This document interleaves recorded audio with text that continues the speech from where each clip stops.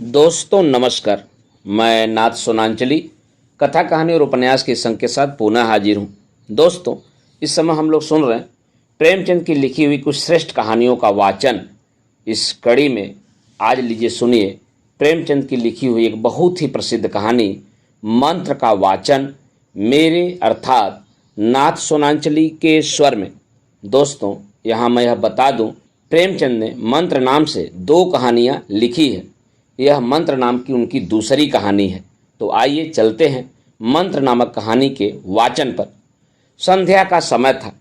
Doctor Chadha golf खेलने के लिए तैयार हो रहे थे। मोटर द्वार के सामने खड़ी की कि 2 कहार एक डोली लिए आते दिखाई दिए। डोली के पीछे एक बूढ़ा लाठी टेकता चला आता था। डोली औषधालय के सामने आकर रुक गई। बूढ़े ने धीरे धीरे आकर द्वार पर पड़ी हुई चीख से झांका।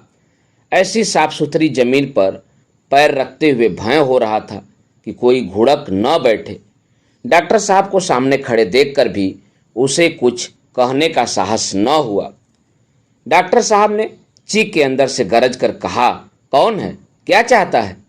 बूढ़े ने हाथ जोड़कर कहा, हुजूर, बड़ा गरीब आदमी हूँ। मेरा लड़का कई दिन से।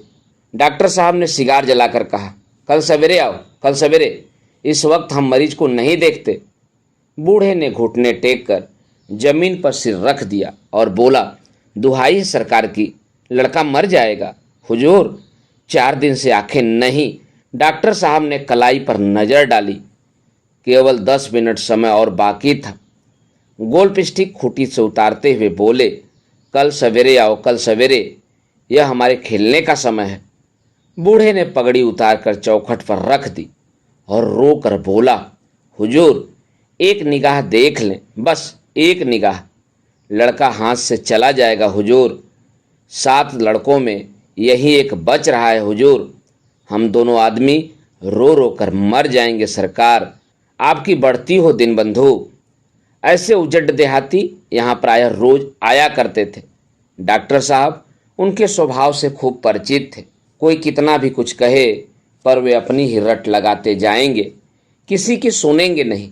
धीरे से चीख उठाई और बाहर निकलकर मोटर की तरफ चले। बूढ़ा यह कहता हुआ उनके पीछे दौड़ा, सरकार, बड़ा धर्म होगा। हुजूर, दया कीजिए, बड़ा दीन दुखी हूँ। संसार में कोई और नहीं है बाबूजी।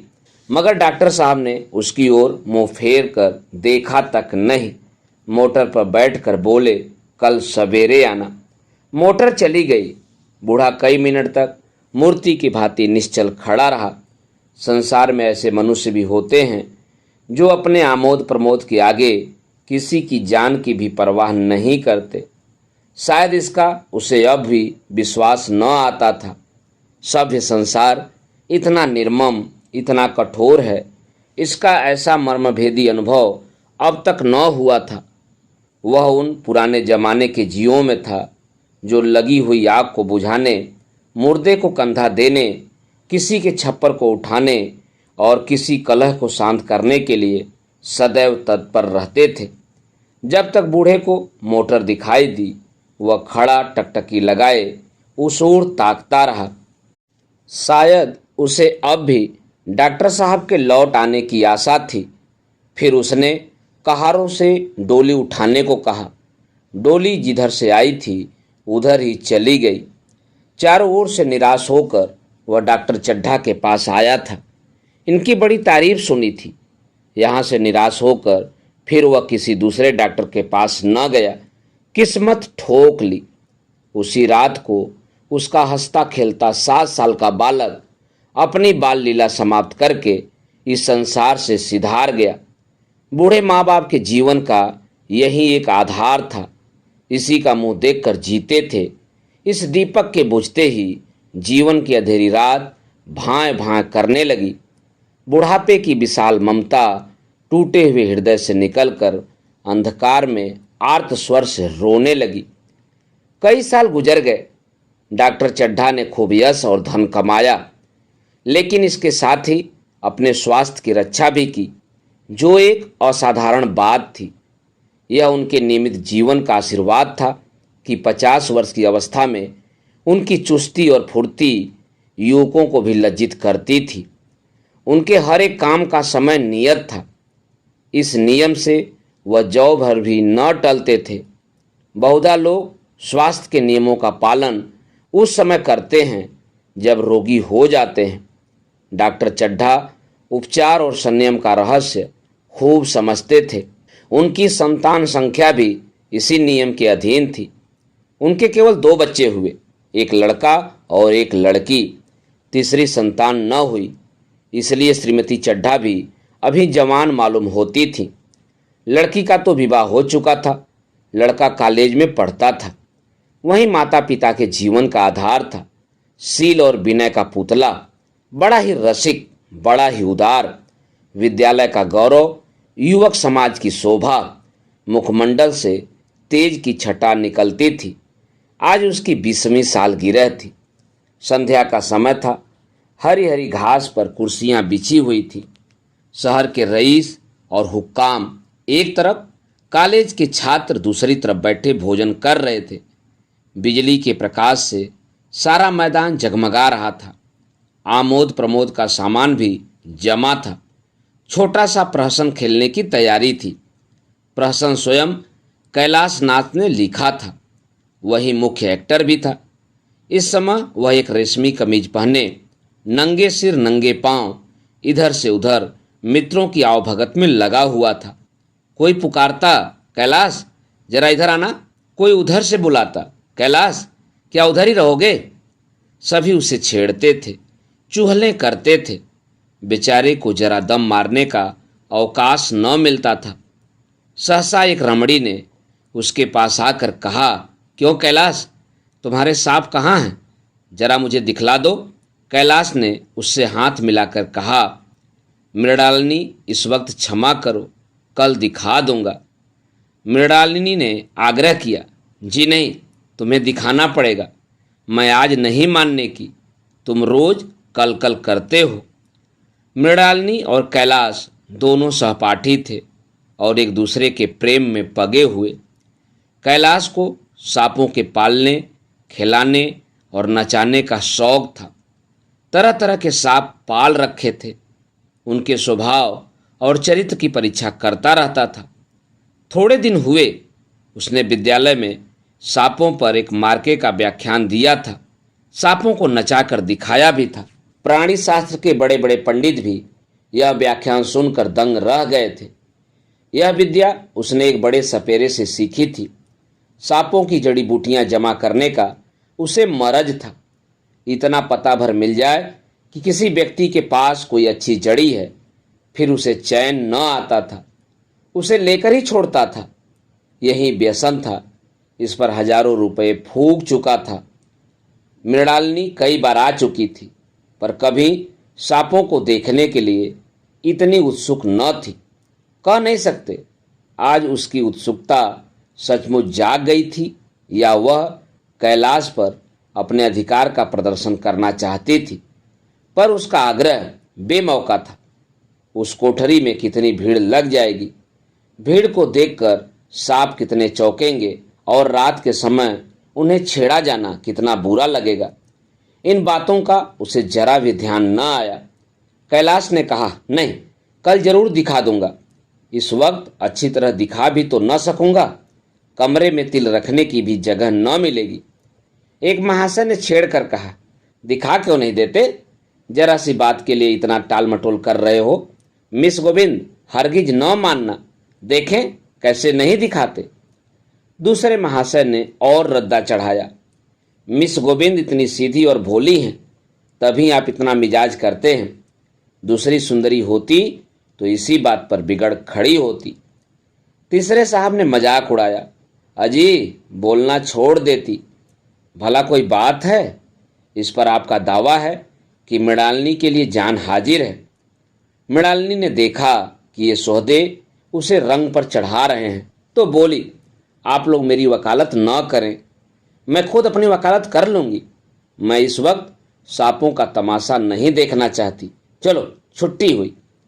इस पर मित्रों ने ठट्ठा लगाया। एक साहब बोले, देखना तो आप सब कुछ चाहें, पर कोई दिखाए भी तो।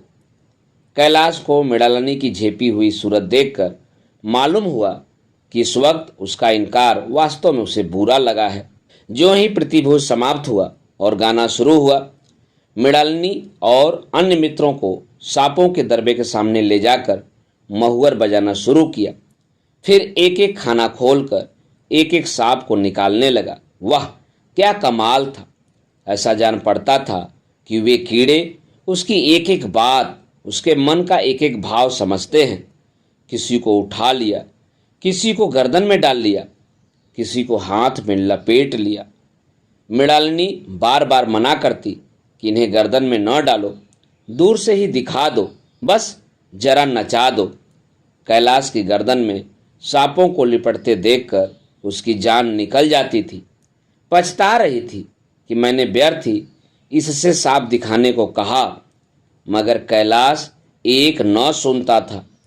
प्रेमिका के सम्मुख अपने सर्पकला प्रदर्शन का ऐसा अवसर पाकर वह कौब चूकता। एक मित्र ने टीका की, दांत तोड़ डाले होंगे। कैलाश हंसकर बोला, दांत तोड़ डालना मदारियों का काम है, किसी के दांत नहीं तोड़े गए हैं, कहिए तो दिखा दो। कहकर उसने एक काले सांप को पकड़ लिया और बोला, मेरे पास इससे बड़ा और जहरीला सांप दूसरा नहीं है। अगर किसी को काट ले तो आदमी आनंद फानन में मर जाए, लहर भी न आए। इसके कांटे का मंत्र नहीं, इसके दांत दिखा दो।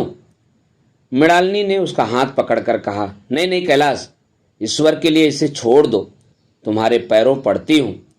इस पर एक दूसरे मित्र बोले, मुझे तो विश्वास नहीं आता, लेकिन तुम कहते हो तो मान लूंगा। कैलाश ने सांप की गर्दन पकड़कर कहा, नहीं साहब, आप आंखों से देखकर मानिए। दांत तोड़कर वश में किया तो क्या किया। सांप बड़ा समझदार होता है। अगर उसे विश्वास हो जाए कि इस आदमी से मुझे कोई हानि न पहुंचेगी तो वह उसे हरगिज न काटेगा। मृणालिनी ने जब देखा कि कैलाश पर इस वक्त भूत सवार है तो उसने यह तमाशा न करने के विचार से कहा, अच्छा भाई, अब यहाँ से चलो, देखो गाना शुरू हो गया है, आज मैं भी कोई चीज़ सुनाऊंगी। यह कहते हुए उसने कैलाश का कंधा पकड़कर चलने का इशारा किया और कमरे से निकल गई। मगर कैलाश विरोधियों का शंका समाधान करके ही दम लेना चाहता था। उसने सांप की गर्दन पकड़कर जोर से दबाई, इतनी जोर से दबाई कि उसका मुंह लाल हो गया, देह की सारी नसें तन गईं। सांप ने अब तक उसके हाथों ऐसा व्यवहार न देखा था। उसकी समझ में न आता था कि यह मुझसे क्या चाहते हैं। उसे शायद भ्रम हुआ कि यह मुझे मार डालना चाहते हैं। अतएव वह आत्मरक्षा के लिए तैयार हो गया। कैलाश ने उसकी गर्दन खूब दबाकर मुंह खोल दिया और उसके जहरीले दांत दिखाते हुए बोला, जिन सज्जनों को शक हो आकर देख लें। आया विश्वास या अब भी कुछ शक है? मित्रों ने आकर उसके दांत देखे और चकित हो गए। प्रत्यक्ष प्रमाण के सामने संदेह का स्थान कहाँ। मित्रों का शंका निवारण करके कैलाश ने सांप की गर्दन ढीली कर दी और उसे जमीन पर रखना चाहा, पर वह काला गेहूंअन क्रोध से पागल हो रहा था। गर्दन नरम पड़ते ही उसने सिर उठाकर कैलाश की उंगली में जोर से काटा और वहां से भागा। कैलाश की उंगली से टप टप खून टपकने लगा। उसने जोर से उंगली दबा ली और अपने कमरे की तरफ दौड़ा। वहां मेज की दराज में एक जड़ी रखी हुई थी, जिसे पीसकर लगा देने से घातक विष भी रफू हो जाता था। मित्रों में हलचल पड़ गई। बाहर महफिल में खबर हुई।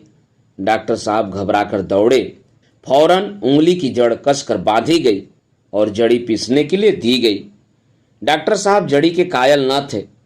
वह उंगली का डसा भाग नस्तर से काट देना चाहते थे, मगर कैलाश को जड़ी पर पूर्ण विश्वास था। मृणालिनी पियानो पर बैठी हुई थी। यह खबर सुनते ही दौड़ी और कैलाश की उंगली से टपकते हुए खून को रुमाल से पोंछने लगी। जड़ी पीसी जाने लगी, पर उसी एक मिनट में कैलाश की आंखें झपकने लगी। ओठों पर पीलापन दौड़ने लगा, यहाँ तक कि वह खड़ा न रह सका, फर्श पर बैठ गया। सारे मेहमान कमरे में जमा हो गए। कोई कुछ कहता था, कोई कुछ। इतने में जड़ी पीस कर आ गई। मृणालिनी ने उंगली पर लेप किया। 1 मिनट और बीता। कैलाश की आंखें बंद हो गईं। वह लेट गया और हाथ से पंखा झलने का इशारा किया। मां ने दौड़कर उसका सिर गोद में रख लिया और बिजली का टेबल फैन लगा दिया। डॉक्टर साहब ने झुककर पूछा, कैलाश कैसी तबीयत है? कैलाश ने धीरे से हाथ उठा दिया पर कुछ बोल न सका। मृणालिनी ने करुण स्वर में कहा, क्या जड़ी कुछ असर न करेगी? डॉक्टर साहब ने सिर पकड़कर कहा, क्या बतलाऊं, मैं इसकी बातों में आ गया। अब तो नस्तर से भी कुछ फायदा न होगा। आधे घंटे तक यही हाल रहा। कैलाश की दशा प्रतिक्षण बिगड़ती जाती थी, यहां तक कि उसकी आंखें पथरा गई, हाथ पांव ठंडे हो गए, मुख की कांति मलिन पड़ गई, नाड़ी का कहीं पता नहीं। मौत के सारे लक्षण दिखाई देने लगे। घर में कोहराम मच गया। मृणालिनी एक ओर सिर पीटने लगी, मां अलग पछाड़े खाने लगी। डॉक्टर चड्ढा को मित्रों ने पकड़ लिया, नहीं तो वह नस्तर अपनी गर्दन पर मार लेते। एक महाशय बोले, कोई मंत्र झाड़ने वाला मिले तो संभव है अभी जान बच जाए। एक मुसलमान सज्जन ने इसका समर्थन किया, अरे साहब, कब्र में पड़ी हुई लाशें जिंदा हो गई हैं, ऐसे ऐसे बाकमाल पड़े हुए हैं। डॉक्टर चड्ढा बोले, मेरी अक्ल पर पत्थर पड़ गया था, किसकी बातों में आ गया। नस्तर लगा देता तो यह नौबत ही क्यों आती। बार बार समझाता रहा कि बेटा सांप न पालो, मगर कौन सुनता है।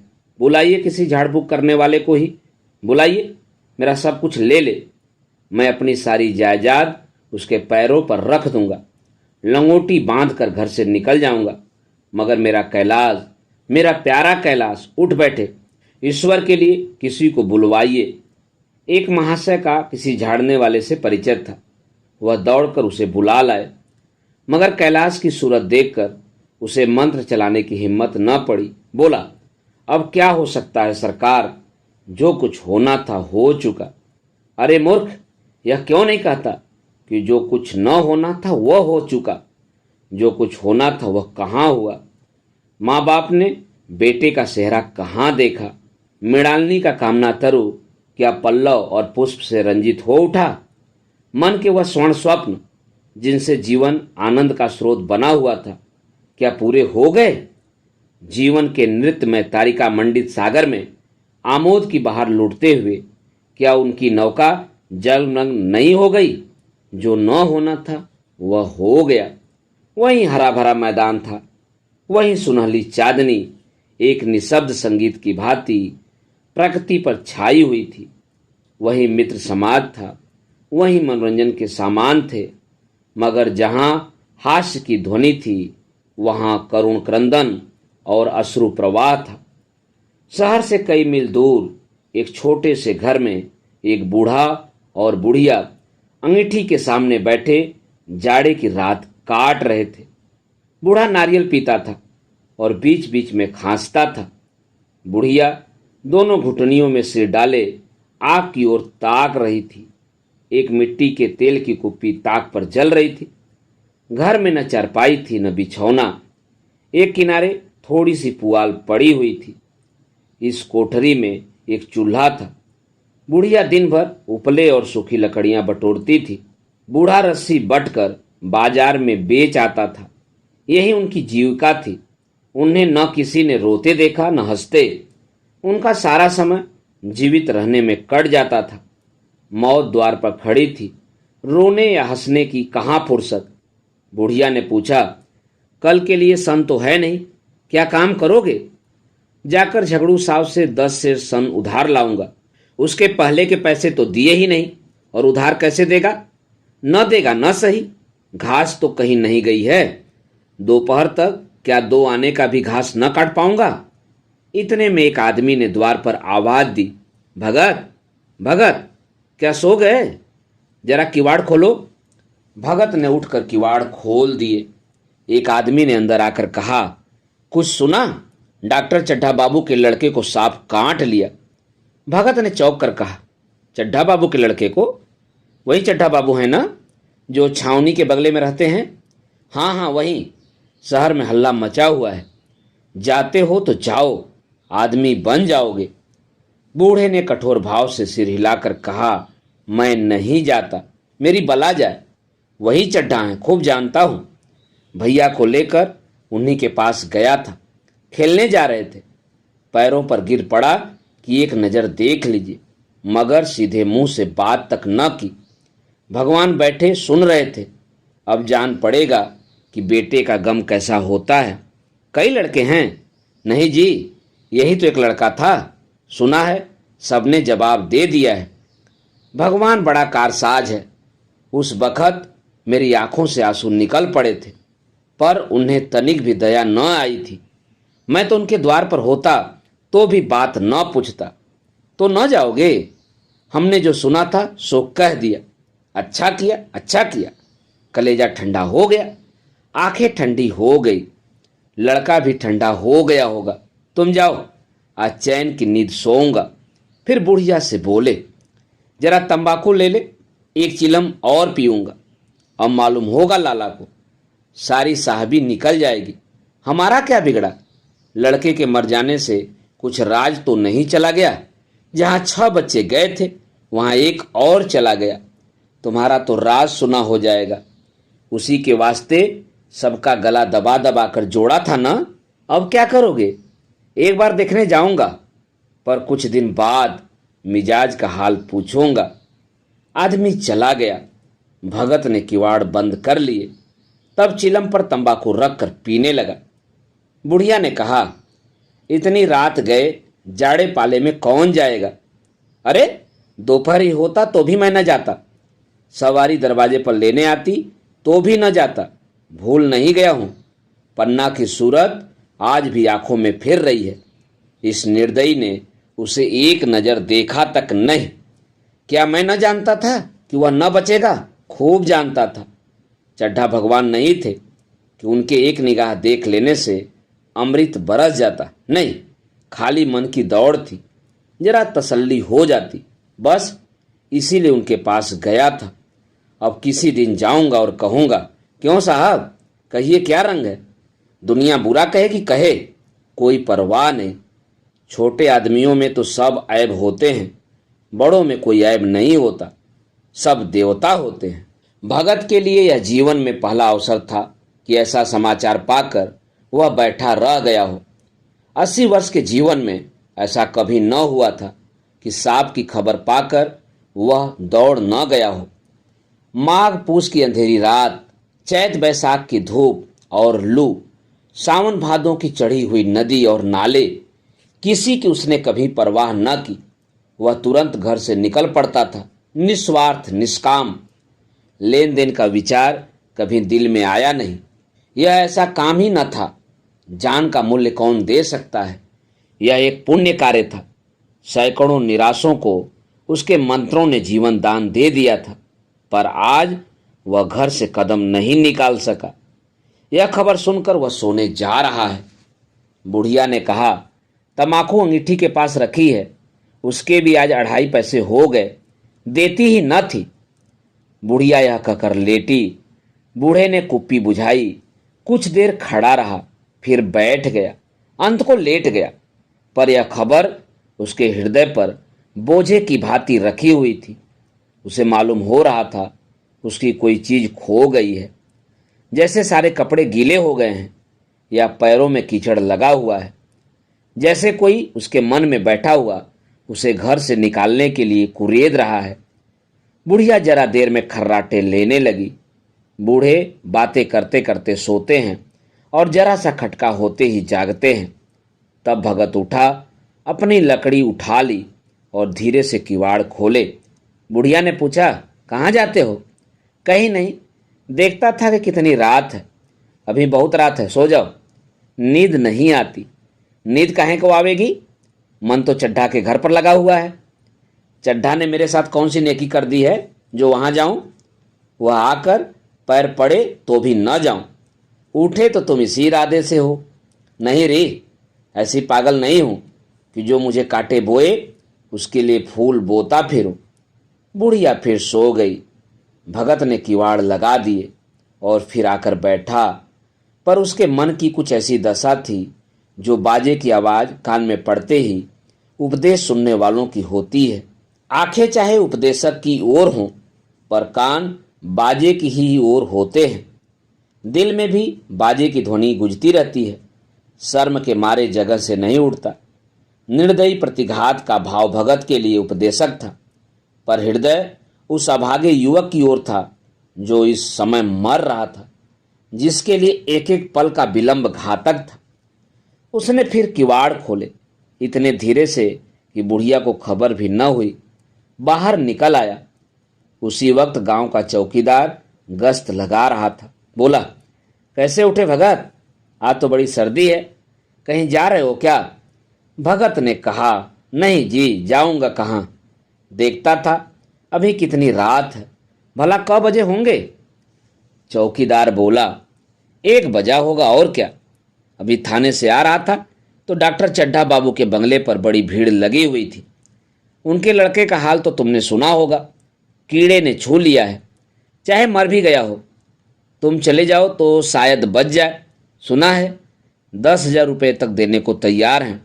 भगत, मैं तो ना जाऊं, चाहे वह 10 लाख भी दें। मुझे 10,000 या 10 लाख लेकर क्या करना है? कल मर जाऊंगा, फिर कौन भोगने वाला बैठा हुआ है। चौकीदार चला गया। भगत ने आगे पैर बढ़ाया। जैसे नशे में आदमी की देह अपने काबू में नहीं रहती। पैर कहीं रखता है, पड़ता कहीं है, कहता कुछ है, जबान से निकलता कुछ है।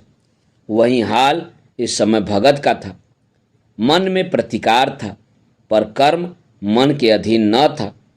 जिसने कभी तलवार नहीं चलाई, वह इरादा करने पर भी तलवार नहीं चला सकता। उसके हाथ कांपते हैं, उठते ही नहीं। भगत लाठी खटखट करता चला जा रहा था। चेतना रोकती थी, पर उपचेतना ठेलती थी। सेवक स्वामी पर हावी था। आधी राह निकल जाने के बाद सहसा भगत रुक गया। हिंसा ने क्रिया पर विजय पाई। मैं यूं ही इतनी दूर चला आया। इस जाड़े पाले में मरने की मुझे क्या पड़ी थी? आराम से सोया क्यों नहीं? नींद न आती न सही, 2-4 भजन ही गाता। व्यर्थ इतनी दूर दौड़ आया। चड्ढा का लड़का रहे या मरे, मेरी भला से। मेरे साथ उन्होंने ऐसा कौन सा सलूक किया था कि मैं उनके लिए मरूं? दुनिया में हजारों मरते हैं, हजारों जीते हैं। मुझे किसी के मरने जीतने से क्या मतलब?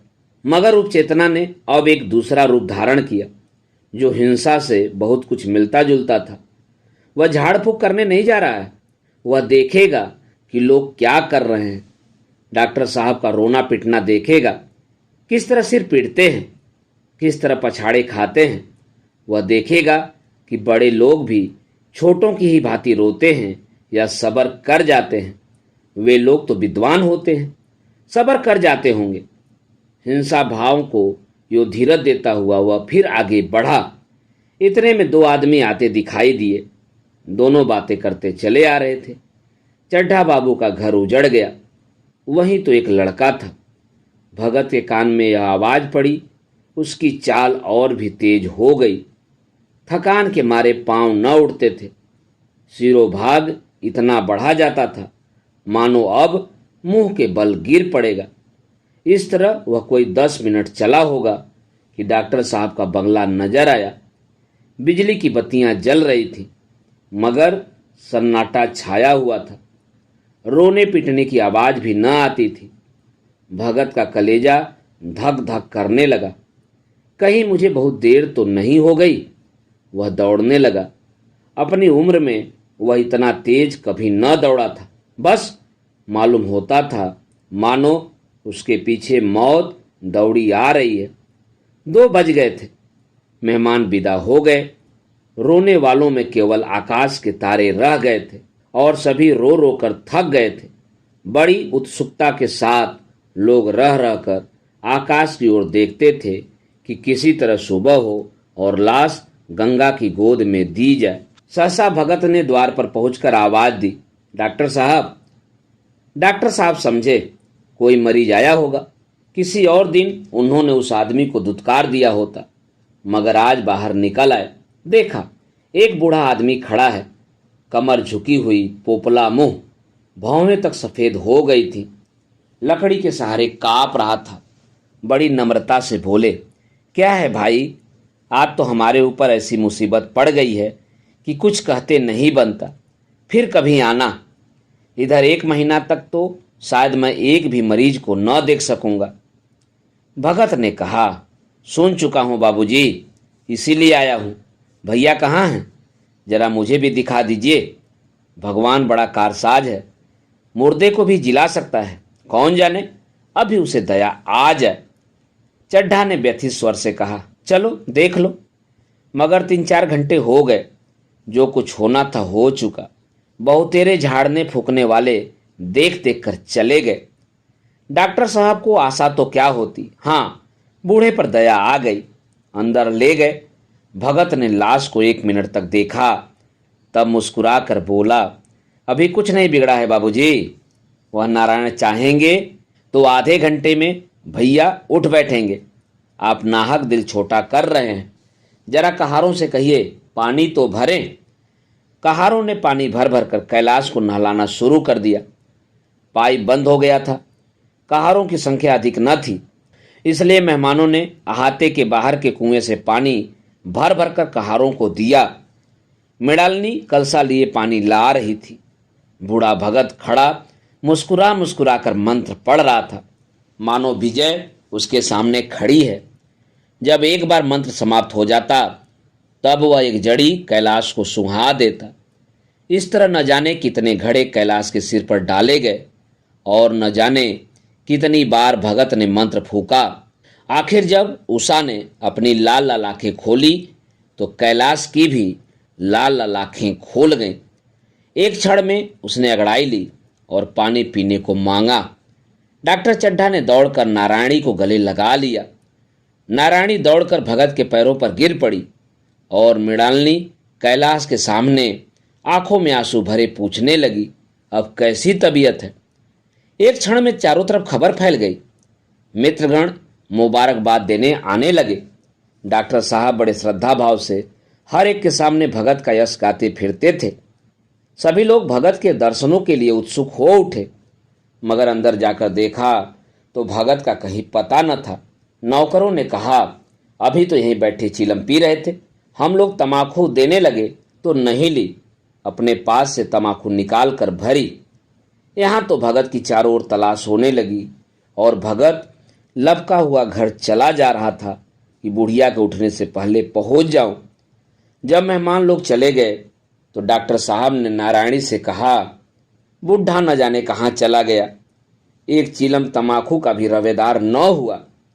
नारायणी, मैंने तो सोचा था इसे कोई बड़ी रकम दूंगी।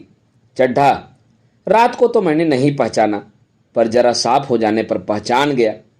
एक बार यह एक मरीज को लेकर आया था। मुझे अब याद आता है कि मैं खेलने जा रहा था और मरीज को देखने से इनकार कर दिया था।